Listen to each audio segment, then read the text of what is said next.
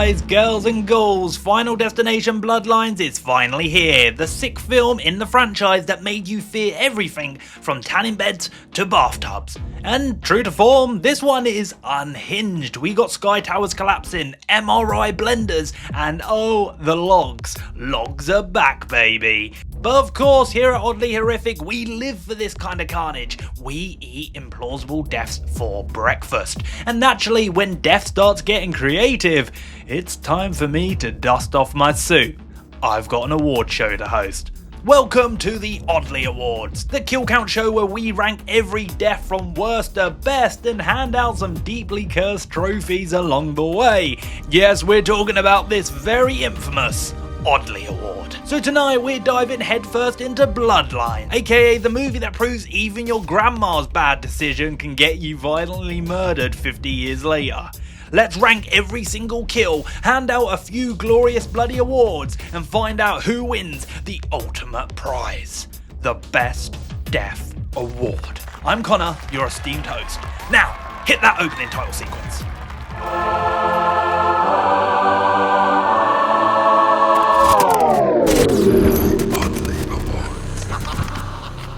Number 8. The biggest missed opportunity Oddly Award goes to Darlene. Coming in dead last is Darlene, whose death feels more like a deleted scene from a mid-budget disaster movie than a proper Final Destination send-off. After she, Charlie and Stephanie find Iris's death cabin, which naturally explodes in true Final D fashion, the chaos sends them crashing into a lake in their RV. Darlene manages to get out and urges Charlie to save Stephanie. That's noble queen behaviour right there. Too bad the film immediately undercuts all of that with one of the weakest kills in the lineup. A lamppost falls and then, well, nothing. That's it. No suspense, no elaborate setup, just splat. Darlene gets flattened like a clearance sale cardboard cutout. The scene feels like it's trying to echo Ian's cherry picker death from Final Destination 3, but this just doesn't hit the same. The CGI looked kind of wonky and cheap, the build up was barely there, and honestly, her own kids don't barely blink when she dies. Like she just tripped over a step instead of getting violently dissected. Budget-wise, it feels like they've run out of money and said, oh, just drop something heavy on her. Instead of delivering a grand finale, they went for a lazy cut-rate kill that felt more like an afterthought than a climax. A total waste of a potentially impactful moment. But even though she came in last, Darlene still walks away with the biggest missed opportunity oddly. A kill that deserved tension, drama, maybe even a violin cue, but instead all we got was this splat on the floor. Sorry Debbie. Number 7. The premature victory lap Oddly Award goes to Stephanie and Charlie. 2 victims, 1 trophy. Sorry, death doesn't do group rates. Stephanie and Charlie rank just above dead last, and that's only because their deaths actually looked more expensive than Darlene's. There's more build up, more narrative weight, but that doesn't mean the payoff actually lands. Let's rewind. After the RV crash, Stephanie nearly drowns, and Charlie revives her. They think they've done it. Found a loophole, flatline, resuscitate, cheat death. Classic Final Destination 2 callback. The movie even tries to echo Kimberly Corman's big moment, but something's off. Maybe because we never really believed that Stephanie actually died. As it turns out, she didn't. According to her prom date's dad, who conveniently is a doctor, she was just unconscious. So death's still coming, and he's been waiting. Enter 1 loose coin, a speeding train, and a last minute log drop that screams FD2 nostalgia. Splat, squish, goo on the floor. Yeah! Damn it! Sorry, Demi. What a jerk. On paper, this was a solid concept, ironic, brutal, cynical, but in execution it's weirdly cartoonish. The tonal shift is jarring and the emotional gut punch just, it doesn't swing. Especially when the credits roll seconds later. And honestly, missed opportunity here. I mean, imagine if this wasn't real. Imagine if Stephanie snapped out of it, premonition style, just like Iris at the start of the film. She saves Charlie, she saves herself, legacy fulfilled, the cycle repeats. It would have been a smarter, more satisfying ending and set the stage for a sequel. But nope, Death had other plans, and for giving us another fake out in this franchise right before getting turned into railside jam, Stephanie and Charlie take home the premature victory lap Oddly Award. Because in true Final Destination fashion, just when they thought they won, Death said, "Girl, hold my coin." Number 6, the Best Snack Attack Oddly Award goes to Bobby. Let's talk about Bobby, taken out by one of the most brutally absurd kills in Bloodlines, the vending machine. I'm not saying I wanted it to launch off the wall and turn him into a walking snack pack, but if it happened, I wouldn't have been mad. Just imagine metal coils springing loose like possessed slinkies, twisting through his body one by one. Hey, where have I seen that before? Too soon? He's an idiot. But here's the real twist. Bobby wasn't even supposed to die this way. Eric, in one of the dumbest plans ever hatched in a Final Destination movie, fed Bobby peanuts to trigger a fatal allergic reaction. The idea? Kill him, revive him, cheat Death. Genius. Shockingly, Death disagreed. It took Eric out first and then circled back for Bobby. So what does Bobby get for his trouble? A stomach full of allergens, a best friend in pieces, and a Final Destination death by Snickers launcher. And because of that, we're proudly handing him the Best Snack Attack Oddly Award. Because if you're gonna die trying to cheat fate, at least let it be by a vending machine rage kill. Proof that in Final Destination, even snack time isn't safe. Number 5. Hey, she really wasn't lying about seeing the future, and honestly she might have been right about everything except from the whole dying part. Oddly Award goes to Old Iris. And I say old because you know she's kinda got 2 death sequences. Spoiler alert. Are you spoiling the next awards on the list already, Connor? What is this premature revelation?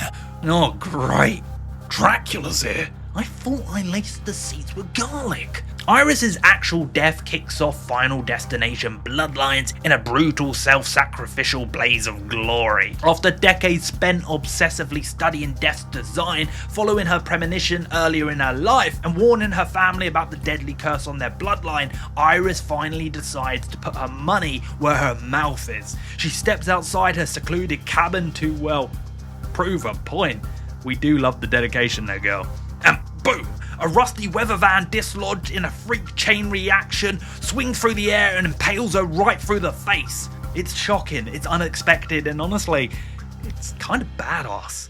In terms of nitty-gritty execution, it's got the visceral detail of Bobby's vending machine kill, but Grandma Iris's impalement lands just a notch higher in creativity and sheer holy shit factor. It turns out Stephanie's reoccurring nightmare wasn't just a dream, it was a clever trap designed to lure Iris out of isolation, like Clear's premonition in FD2. It sets Bloodline's deaths in motion. When Iris warned that death was coming, she was basically spelling her own doom. If she hadn't stepped outside, or if Stephanie hadn't visited, maybe their bloodline could have stayed safe a little longer. But hey, all those decades of research, well no, throw it out the window the moment emotions get the better of her. Sometimes even the smartest people can't resist a good family reunion, especially when Death's waiting with a plan. So please come up and collect your award, Ira! Moving on. Number 4, the Best Comedy Kill Oddly Award goes to Julia.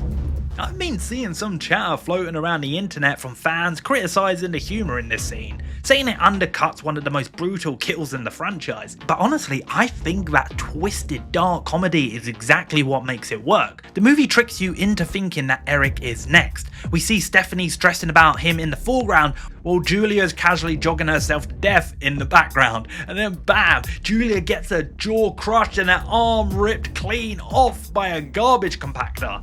It's sudden. It's one of the nastiest moments in the movie. And just to add to the absurdity, the garbage truck driver is swiping on Tinder while Kelly Clarkson's What Doesn't Kill You blasts through the radio. Comedy gold. And you know what? I will not stand for any Julia slander. You hear that, Freddy? Yeah, that's right, Freddy. You sit there, slanderless, sleeping. I know you agree with me. I know you agree with everything I'm saying. That's a respectful snore. That's a supportive snore. Sure, not everyone's gonna vibe with the joke, but Final Destination always has at least one darkly hilarious kill. And this one, well, it kinda nails it. So for turning a trash compactor into the ultimate murder weapon, Julia takes home the best comedy kill oddly, because nothing says Final Destination like a garbage truck party. Guys, girls and ghouls, we have finally reached your top 3 contenders, and the vote is all down to you at home. Oh no, wait, no, it's not, is it? This is a pre-recorded award show. So you're just gonna have to trust our absolutely flawless, unquestionably correct judgment. Why must we listen to this monologue every time? Just show the death already. This guy's an arsehole. Number 3. The Howard, You're Bleeding on the Potato Salad Oddly Award goes to, well, Howard. At Iris's funeral picnic, talk about irony, Howard meets his end in classic Final Destination fashion. It starts innocently enough. Bobby accidentally shatters a glass, kicking off a chain reaction of small disasters. It lands in Charlie's drink. He almost takes a sip, but Bobby distracts him just in time. Meanwhile, Brenda knocks over a bottle which bumps into a hose which inflates and nudges some gardening tools, and it all happens like a slapstick horror ballet. And then it comes all crashing down. Literally. Howard steps on a glass shard, loses his balance and falls backwards. It's a rake which powers on a lawnmower and then instantly careens over his face, decapitating him in one of the most elaborate grisly kills in Bloodlines. Honestly, fair play to the editors. The suspense and ricochet effect leading up to Howard's death is almost perfectly executed, and a weirdly beautiful tribute to the franchise signature chaos. So, for orchestrating the most beautifully tragic mess of misfortune, Howard Campbell, you're taking home the Howard, You're Bleeding on the Potato Salad Oddly Award. Because sometimes it's just the little things that ruin the buffet, well, and your head. Number 2, the Best Premonition Prodigy Oddly Award goes to young Iris. Now I know Iris technically didn't die in this scene, but come on, how epic was it? How could we not include it? One of Final Destination Bloodline's biggest strength, and honestly its biggest weakness, is the opening premonition, because it was so freaking good. They kind of made everything else look a little lackluster in comparison. The setup takes us back to 1968, where Iris Campbell and her soon-to-be fiancé Paul attend the grand opening of the Skyview restaurant tower. During the dance party, Iris has a terrifying premonition. The glass floor beneath the guest begins to crack while a gas heater leaks, setting off an explosion that causes the tower to collapse, killing everyone inside. It's cinematic, it's intense, and oh my god, that soundtrack just worked perfectly in this opening. But then, just like that, it's over. Young Iris is gone from the story way too soon, and honestly, I kind of wanted more from her. The movie splits its focus between Iris's past and the modern family drama, and neither really gets the time it fully deserves. That's probably why the climax feels a little rushed, but I loved the film. But if the whole movie switched between young Iris and Stephanie's story, well then I think this could have been legendary. Now, we've got to talk about that ring scene. Oh my god, watching her engagement ring get stuck and rip her finger skin off, oh my god, literally made me want to throw up. It's next level body horror. Oh, brutal. I had to look away, which means, yeah, they nailed it. Oh, and we also have to give a shout out to the oldest stunt double on set, who caught fire during this scene. Breaking the fourth wall here, but look, she doesn't just deserve an Oddly, she deserves a star on the Hollywood Walk of Fame. Fuck, damn it, I'm sorry, I swear to god, I'm not trying to do this on purpose. I also loved the dialogue throughout this sequence. When Iris finds out she's pregnant, she confides in a friend, and when she expresses doubt, her friend drops this chilling line: "Don't worry, he'll hold you." Well, spoiler alert, he did not hold on. The man dropped her harder than Julia in a compactor. What really made this sequence stand out is how Bloodlines took a new approach by letting us fully experience what would have happened if Iris hadn't had the vision. We see the disaster unfold, and it's genuinely one of the best things the franchise has ever done. And that's why it takes our number 2 spot, and why we're awarding young Iris the Best Premonition Prodigy Oddly, for serving a premonition so good the rest of the movie couldn't really keep up. And now, ladies and gentlemen, we have finally reached the moment you've all been waiting for. Yes, the big one, the final spot. But before we announce our winner, we'd like to take a moment to honour the fallen. So please join us for a special tribute to the many lives lost in today's ceremony. Oh god, yes. Well, at least she got an award. Those damn pesky logs. Oh yeah. Yeah, he was great. I loved him. Oh, that thing really got him bad. Yeah. Oh, she was incredible. Oh man, that was sad when that happened. I really hated that thing happening. What the hell is Demi Moore doing in this package? Right. Oh, god, this is really taking its time, isn't it? Speed it up. Come on, we got a show to host. Right, well, with those losers out of the way, it's time for the real reason we're all here. The award of the night. The Oddly Award for Best Death in a Leading Role goes to Eric and the MRI machine. Eric doesn't just get one death, he gets two. Well, kind of. Well, one's a fake out, but surviving a flaming tattoo shop and getting one of the gnarliest kills in the movie, that alone earns him legend status in the Final Destination universe. But it's his second demise that lands him at the top of our list, and maybe in the top tier of the entire franchise. After escaping death once, Eric gets clever. Too clever. He tries to outsmart death by triggering Bobby's peanut allergy and bringing him back to life, hoping the whole new life resets the list. Thing still applies. Spoiler alert, it doesn't. Bobby gets skewered by a rogue vending machine spring, iconic, and all Eric really does is piss Death off even more. And speaking of Death, you'd think Death would be here to collect his awards tonight. Dude, he's right there.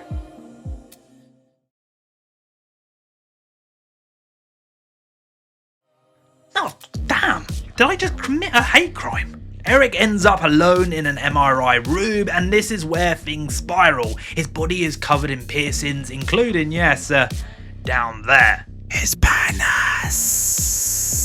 Very mature. The MRI powers on and all of that metal becomes a magnet for chaos. He's yanked across the room, piercings ripping out of his body as he twists in the air. And then a rogue wheelchair slams into him full force, crushing him against the machine and impaling him like a kebab from hell. It's grotesque, it's overkill, and it's exactly what we want from Final Destination. Fans have been praising this kill for its sheer inventiveness, the pace and the precision, and the fact it hurts to watch. And look, Eric didn't just die cool, he was a real one. He wasn't even on the list anymore, and he still tried to save his brother, and nearly threw himself in front of a truck to save his sister. That's main character energy. So, for dying in the most outrageous, overkill, metal-ripping way imaginable, Eric, you snag our top spot Oddly Award for Best Death in a Leading Role. Because trying to outsmart death doesn't just fail, it hurts. A lot. Give him a hand, ladies and gentlemen. Oh, well, look, the MRI machine's here too. She's so elegant. Magnetic, even. Wait, is that a slit in her gown? Ooh la la. Anyway, there you have it. Thank God, we can leave.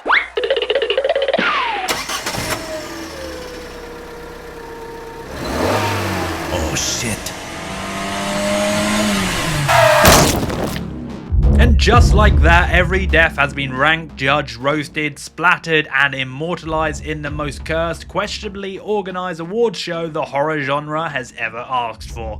But now it's your turn. Do you agree with our rankings? Did we snub your favorite kill? Should the lawnmower kill have swept the entire show? Was Dracula right the whole time? I doubt it. Drop your outrage comments down below, we feed on it. Hit the subscribe button for more killer content, and remember, death is always watching. So like, maybe don't stand near ladders or wires or windows or tall buildings or roads or hamsters really, they're kind of bitey. Or just don't go outside, okay? Thanks for watching, and we'll see you next time at the Oddly Awards, assuming you live that long.